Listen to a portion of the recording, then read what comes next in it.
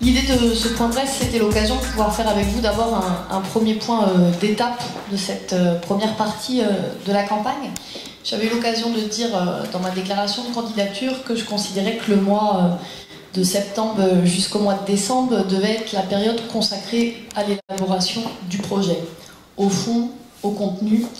en se posant une double question: comment on imagine collectivement un projet qui offre un cap pour Nantes, une vision, quelle est la ville que nous voulons demain, et en même temps évidemment un projet qui soit ancré, qui réponde aux préoccupations quotidiennes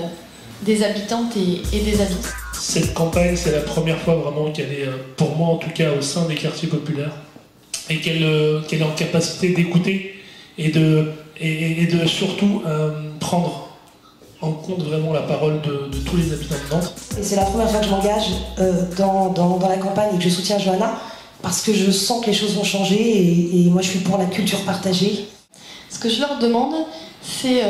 de pouvoir partager avec nous qu'une des richesses de Nantes, c'est d'abord ce qu'en font les Nantaises et les Nantais. Et que si on veut vraiment renouveler notre logiciel de pensée, si on veut vraiment renouveler nos pratiques politiques, si on considère que le Nantes d'aujourd'hui, c'est pas tout à fait le Nantes d'il y a 10 ans, qu'il y a des questions qui se posent autrement, ou de manière plus forte, ou avec une acuité différente, on doit savoir ouvrir notre manière de faire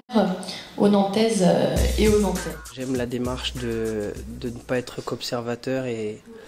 de ne pas poser que des réflexions. Je crois que Johanna a une conception de la vie politique en fait, qui est vraiment celle d'un mix entre les politiques d'un côté et les acteurs en fait, de la vie privée. Un vrai choix politique, c'est dire la campagne que je souhaite mener à Nantes, elle doit dire des choses de la gouvernance de demain si les Nantais nous font confiance. En ces temps difficiles, il n'est pas inutile de se dire ça, de se dire on peut avoir de vieux réflexes et se laisser guider par sa colère, par son mécontentement, mais proposer, réfléchir à toutes les contraintes et essayer de se projeter dans l'avenir, c'est plus difficile et je crois qu'il est temps de le faire.